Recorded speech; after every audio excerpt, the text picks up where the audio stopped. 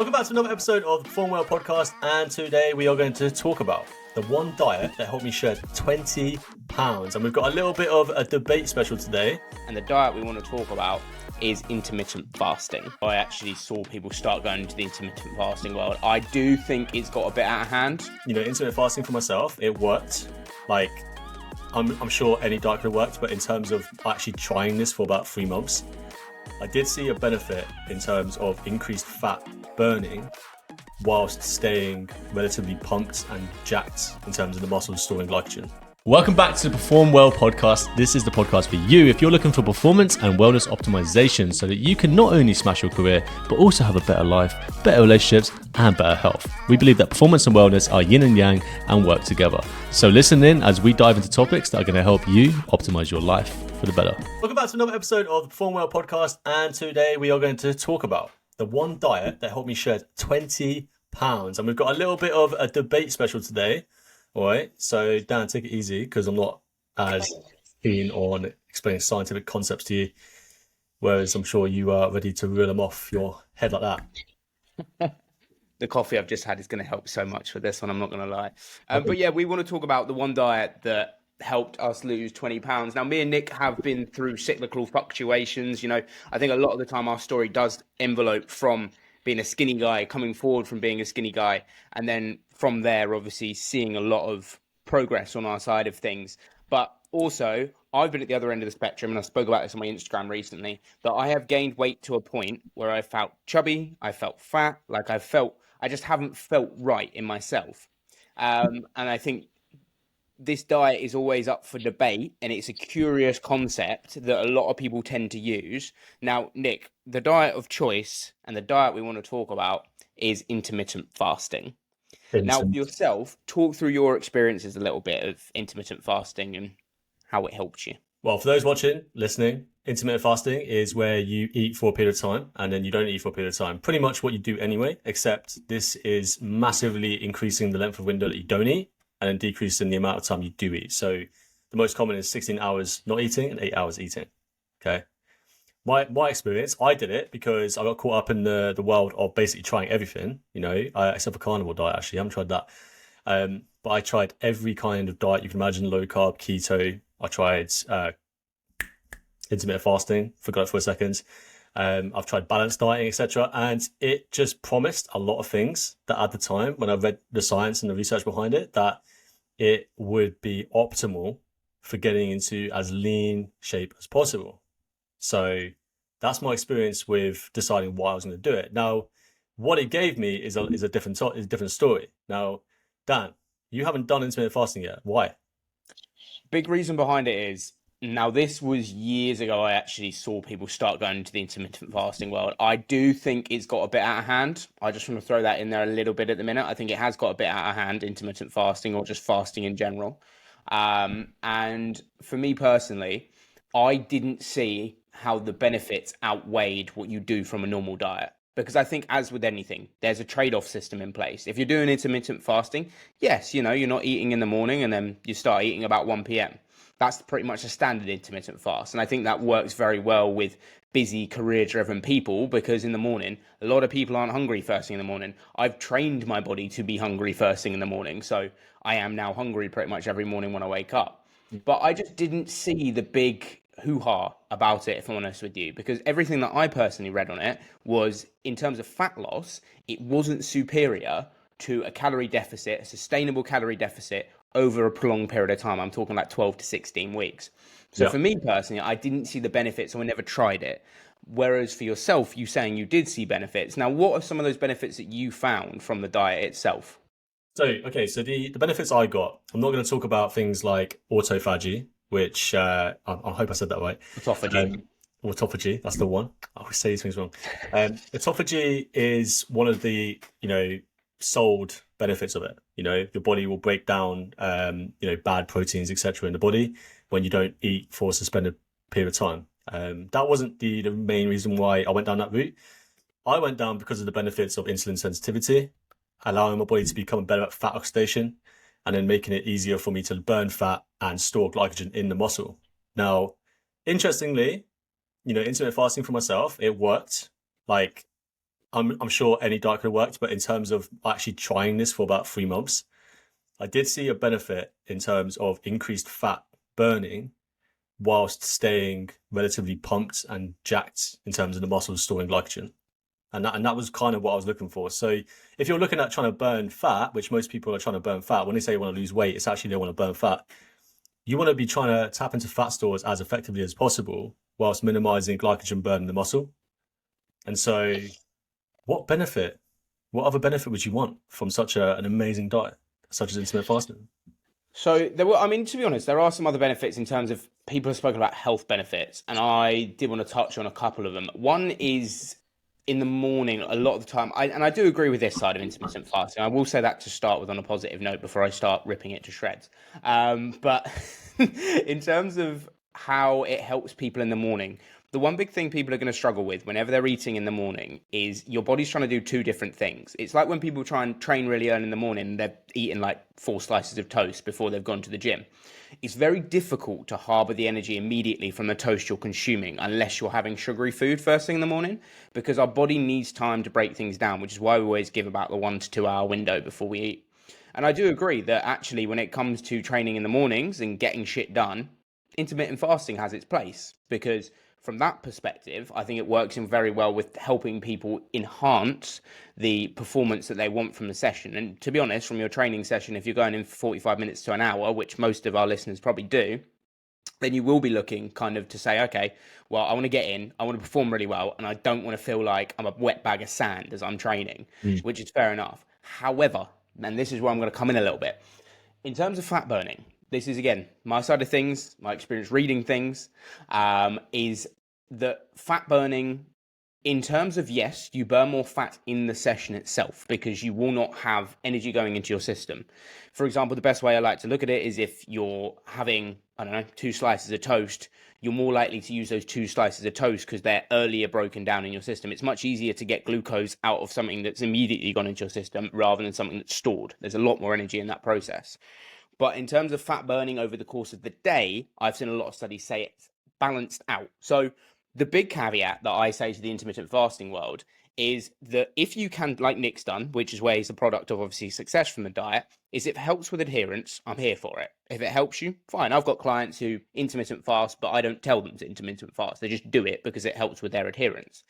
But in terms of the overall fat you burn throughout the day, there's no difference between the two, because you're going to have this big spike in fat burn in your session, but then it's going to taper out and hold about the same throughout the day. Whereas if we're doing like well, it will go like that and then come back down.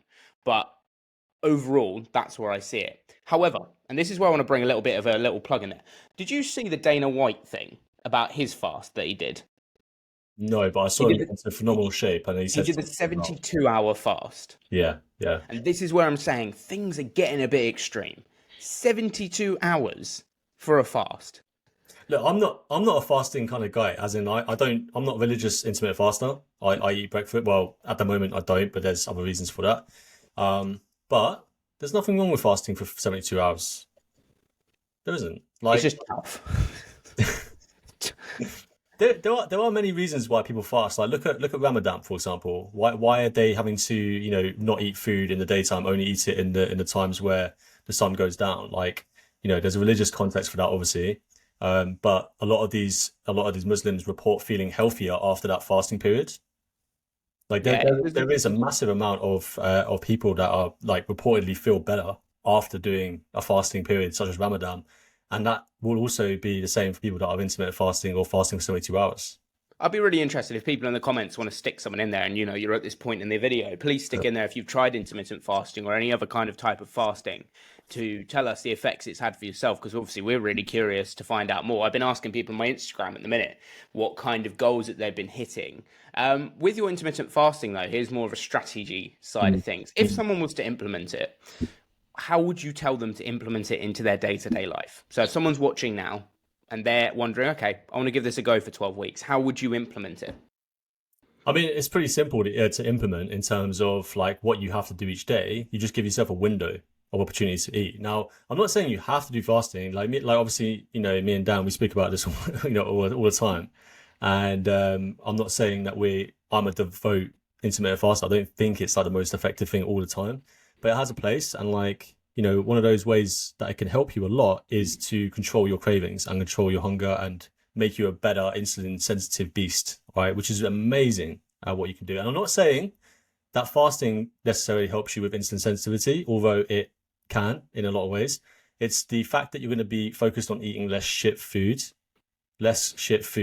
which is going to help you with the insulin sensitivity, because 9 times out of 10, people that eat fucking sugary breakfasts and then they crash in the mid morning, then they want to eat more sugary shit throughout the day. Their food is just bad overall, and no wonder their insulin sensitivity is taking a hit by that. All right, now taking that intermittent fasting approach, we are going to find ourselves in a position where we can control hunger better. We can understand what hunger feels like. We don't have that morning slump. In fact, reportedly, including myself, you actually get this hit of energy around about 10 a.m. in the morning where you are super locked in and focused and super productive. And like, that is down to the fact that your body's releasing ketones. And this doesn't happen at the beginning. This happens as you get further along with doing it. Your body gets more efficient at burning fat. It starts producing ketones as if you were on a keto diet, as long as the carbs are not completely out of the window. And that can make a huge effect, right? Downside is training in the morning actually takes a hit, actually becomes less, like your performance is worse. So if you're thinking about training for performance, I would always say that you should put it into your eating window or just after you've had some quick releasing sugars like bananas, etc., just before. And so, 16 hours of not eating and 8 hours of eating, 12 to 8, for example, is what you're going to look at. I do think a lot of people will obviously find success from this. So a lot of business owners out there will definitely find success from this, because you realistically do not have the time in the day to turn around and start saying that I need to be consuming a full-on breakfast or the time to make a breakfast in the morning. And let's be brutally honest, as a business owner, the last thing you're thinking is I need to get a little yogurt in me before I go to work. You're thinking, okay, what are my KPIs for today? What tasks have I got to give out to my staff? What needs to be done? Basically, that's the first thing in your mind rather than breakfast. And I just want to come in with a little bit of kind of, if you are looking at giving it a go, please make sure that you do it the right way. And what I mean by the right way is if you're intermittent fasting, and then Nick mentioned it a bit there, you're not then suddenly eating loads of ultra processed foods later in the day because you're craving and you are hungry, because that's basically offsetting exactly what you're just working towards there. The nutritional density of the foods post-fast should still be good quality. And when we say good quality, we always say 80% whole foods. That's one big thing that me and Nick both preach. And I'm implementing now after my triathlon, 80% whole foods to get into your diet later on in the day. Yes, you can have a little sugary zing, but when we say sugary, we're not talking go get a pan of chocolat from the shop and consume that before you train. Have a banana, have something that's got glucose coming from the sugars of fruit, and that's probably going to help a little bit. Now, on the topic of intermittent fasting, what has your experience been like training with it? So like in that process in the morning, say if you do a morning session, how does that session feel? Yeah, I'm going to come on to a point after this one, but in terms of training, when you're actually in the fasting periods, when we're talking about like cardio versus strength training, cardio generally you feel better when you're training without carbs in the body. It's weird, and when I say no carbs in the body, I mean no food in the body at that time. Okay, because your blood is not going to your digestive system. You have more blood flow into the muscles, which in theory you'd think your strength training would be better, but it just isn't, because the glycogen also depleted a bit more. But when cardio comes, you feel cleaner and you feel lighter, and it can in some ways make your cardio feel better. Now, this is not in the first day, it's not in the first week necessarily. You need time to do any diet for you see effect. But I have noticed that really, really helps in that regard. Now, when it comes to strength training, however, muscles always felt depleted when it came to strength training. Now, I was cutting as well, which is also potentially the reason for that. However, when strength training was put in the early afternoon after the first meal, which is normally like a small meal of like fruit, proteins, fats, etc., the strength training felt amazing, and you get the most unreal pumps. Like your muscles would be absolutely just pumped, and you're cutting as well, which is unheard of, because when you're cutting normally, your muscles tend to deflate, like they get a bit depleted. Where this is not the case when I did intermittent fasting and did it for a period of time. I actually noticed the opposite. So it can be effective. And the second point I wanted to raise, because obviously I was just thinking of it before you asked me that question, was that it necessarily isn't intermittent fasting that is the reason why that was the case, because I've actually experimented by eating better food. Like we were talking about 20%, yeah?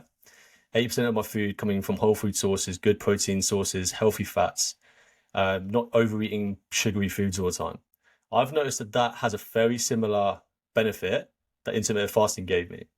And a good way of doing it, I would say, is to not look at breakfast as an opportunity to get loads of carbs on board, because that's our natural instinct, but look at breakfast as an opportunity to get through protein and fats.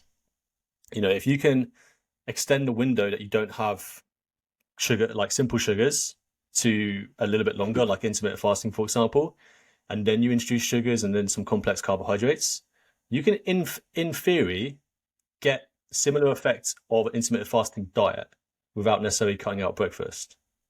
And I just want to raise that point because I've noticed that since I've been experimenting with the cycling training, and it's made a massive difference with my body's ability to tap into fat stores without the added complexity of simple sugars constantly making my energy like this.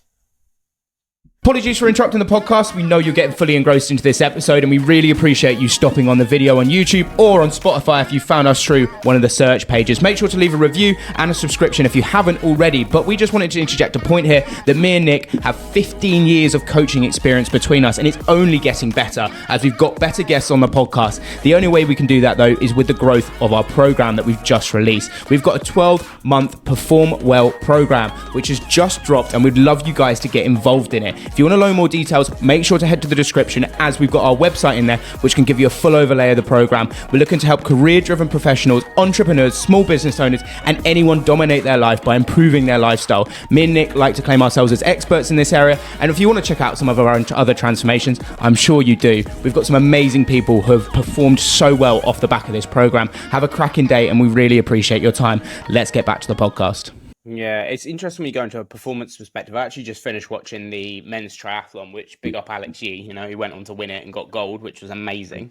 So in terms of performance and sporting performance, there's a lot of interesting tactics that are used in the Olympics. I was reading a little while ago that someone decided to try and do that 72-hour fast prior to an event, because they were trying to go into a state of they were trying to go into a state of ketosis, and the people, the coaching staff that they were having working with them were basically being like, well, we're going to use this in an experiment run. We don't think you're going to win, but like, we want to just see how it functions in a competitive attitude. And actually they performed pretty well.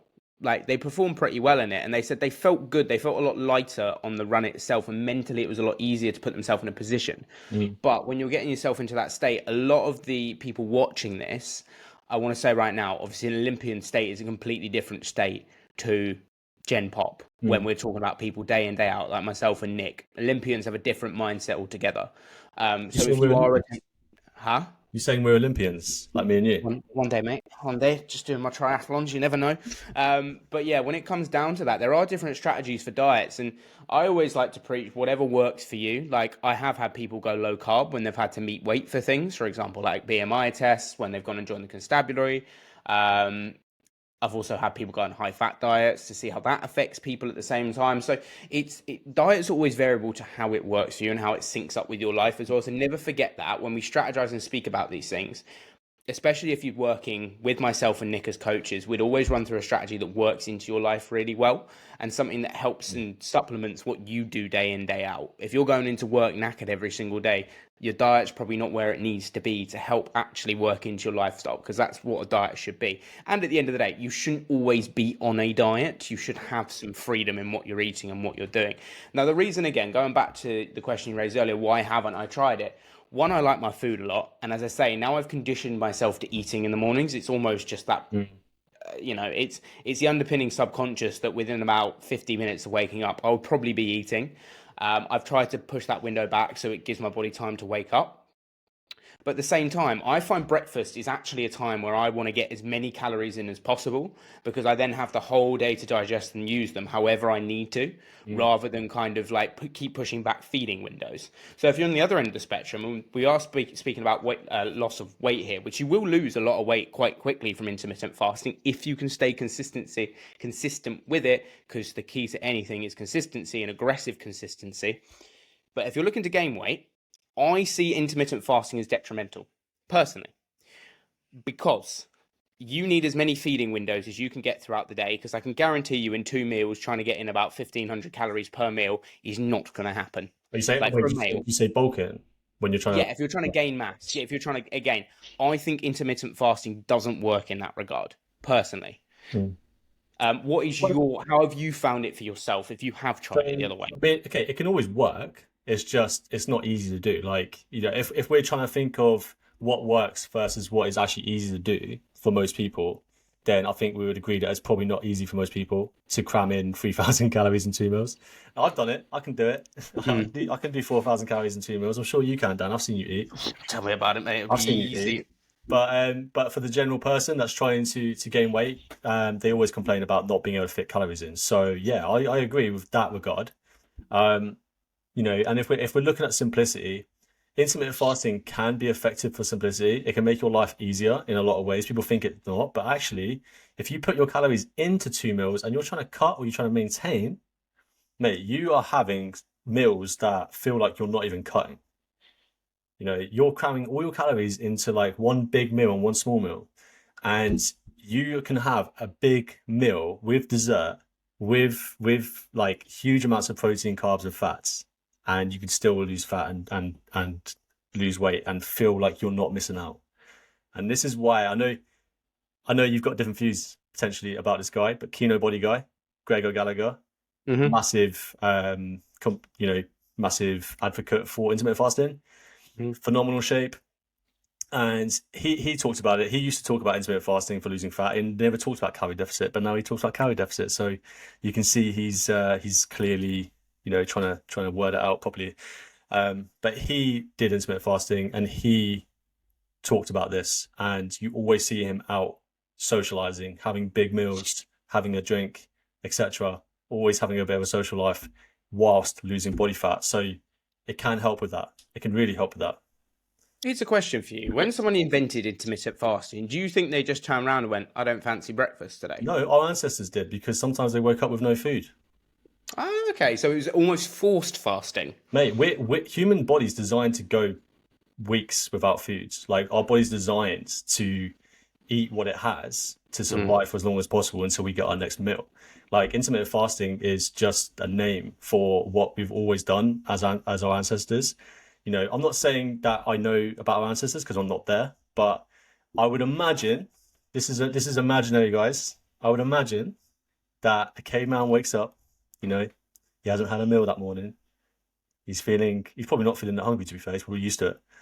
He goes out at lunchtime, you know, he goes and hunts, gets some food, gets some berries, gets some deer, whatever, has a big meal in the evening around the campfire with all of his ancestral mates.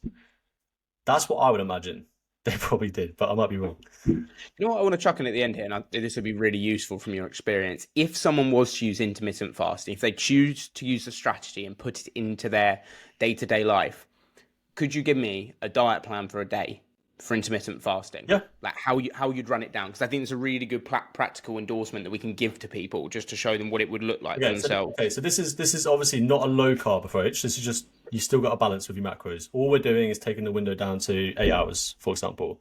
So you wake up in the morning, you can have a black coffee because it's 0 calories. You can have a black coffee, that's fine. If you need an artificial sweetener, there is research to suggest that you can have sweeteners still when it doesn't affect it, which is fine, which is what we want. Okay, so you can have sweeteners in your coffee. You work all the way up to about 1, maybe 2 p.m., maybe 12, depending if your lunch is at 12. And your first meal, genuinely, they say have something that helps your liver glycogen refill faster. So that tends to be fructose, such as banana, apple, oranges, etc. So getting fruit in first can be really effective. So I'd say don't eat till 12, have 2 pieces of fruit, have a small, high protein, moderate fat meal with low carb. Because the carbs from your banana does count towards it. And then you can have a snack after that, generally high protein, high fat. And the reason for that is that when you get to your evening meal, you can have a big carb heavy meal with fats, with protein, 6 to 8 p.m. So you finish at 8 p.m. eating, you go to bed with that Sunday roast dinner kind of feeling where you're like that. All those carbs will hit your body and you'll just fall asleep. You'll fall asleep like a baby. You'll wake up in the morning with the last bit of those carbs slowly digesting through the body, and you'll wake up with a lot of energy. But don't do it for one day if you're going to do it. Do it for at least 4 weeks because it takes time. Yeah, that's a cracking diet there as well. Like I think the thing is, as I said, the one thing people are going to lack is the nutrient side of things. And if people aren't on top of the nutrients, you're going to struggle with intermittent fasting, much like anything else. I mean, recently, you'll see from the coaching lab, the guys we've got in there, we've had a lot of success with our fat loss journeys. They're doing really, really well. And that's not to discredit anyone else in our group, because they are all doing superb, because on the basis of a lot of our clients all work in that community structure. And actually, I tell you what, one thing that may even be useful is do an intermittent fast with a mate. That's a good strategy that I could put in the mix. And do it with someone you know who's interested in losing weight too. Turn around to them and say, okay, I'm going to message you in the morning what I'm having before I go and train. And then I'll message you when I eat my first meal, or send a picture to your mate of your first meal. And that accountability is going to help you skyrocket the consistency you feel in this strategy. Because the one big problem I have isn't necessarily the diet itself or constructing the diet. It's the adherence and the consistency with the diet along the way.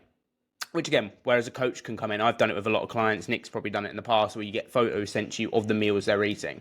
And that's not for us to be like, Inspector Clouseau and go to it and sit there and inspect every nutrient to the fine details. That's us to know that you're eating what you say you are. So I think it's a really good diet structure, fantastically put in place. Now, flipping on its head, if you were to do the opposite, because you can do a fast the other way.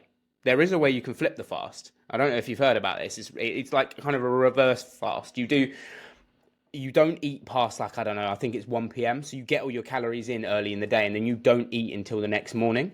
And then you use the energy you've got in the evening. But that normally only works for people that are more kind of night owl based, because then you feel really full and sluggish throughout the day, and it doesn't really work with circadian rhythm. But there is a way you can flip it. And actually, anyone who's night shifts, anything crazy like that, it's a decent little strategy to maybe use if you want to increase your performance, because we all want to increase our performance.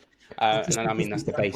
If it comes to obviously, if you've got like a social life that you want to maintain and improve, and you go out like once or twice a week, maybe more, you got to think, when do you tend to hang out with people? Normally, it's the afternoon, evening, right? So having your biggest meal around that time can really make it feel like you're not on a diet. And so it's really important that you look at making sure your timing takes into account that. Because if you're doing that reverse diet, intermittent fasting, where you do it in the morning only, and then on the Saturday you go meet your mates in the evening, it might throw you off. You might not feel hungry. Your ghrelin won't be released. You won't feel like you need any food. That might not necessarily be a problem, though, to be fair. Yeah, I think it varies from person to person a lot, and it is just scripting a diet around, again, as I say from the start, your lifestyle as well. Yeah. As I say, it's been great success in that field as well. And just to kind of touch on the back end of that, if anyone in here is wanting some help, me and Nick just work on a messaging basis too. So please reach out to us in the comments. Please reach out to us on our socials, and just ask us any questions about anything we ever talk about on any podcast. We're more than happy to. We can even relay the information over to some of the guests we have on the podcast. We've got some cool ones lined up soon to talk in more detail about bits and pieces. Who are they, Dan? Who are the guests? Who are they? Yeah. Oh, we've got, what is it? A guy who's a very high-end content creator, spoke on into his fitness with his business partner, but he spoke about, what was it, Hamza, did you say? Yeah. So he spoke on that. We've got Simon Squibb.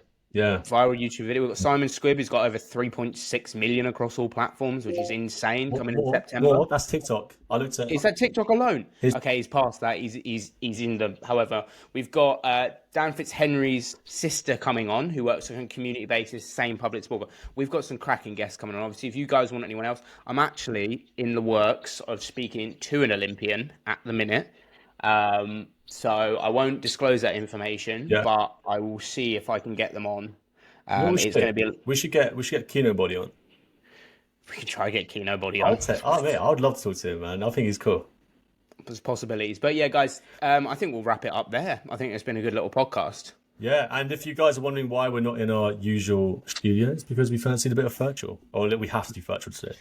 We do have to do virtual today. Unfortunately, the podcast studio is undergoing some maintenance, so we can't actually use it. But we were only told about it today. So, yeah, we wanted to get obviously an episode out to you guys and then say aggressive consistency. We're hoping we've helped you out. So I'll round off. Thank you very much for watching, guys. Make sure to drop us a follow, a like, a share. We really appreciate all your engagement as always, and check out all the links in our description as well. We're looking for getting some more 5 stars on Spotify. So if you are listening on Spotify, please at the end of the episode drop a little 5-star. If you've already done it, we love you, we appreciate you, and thank you for growing. We're nearly at 100 subs on YouTube. You guys are ever growing. I think we're nearly at 20k views as well for the podcast over the last year, which is insane. So yeah, thank you so much for that, guys, and we will catch you later.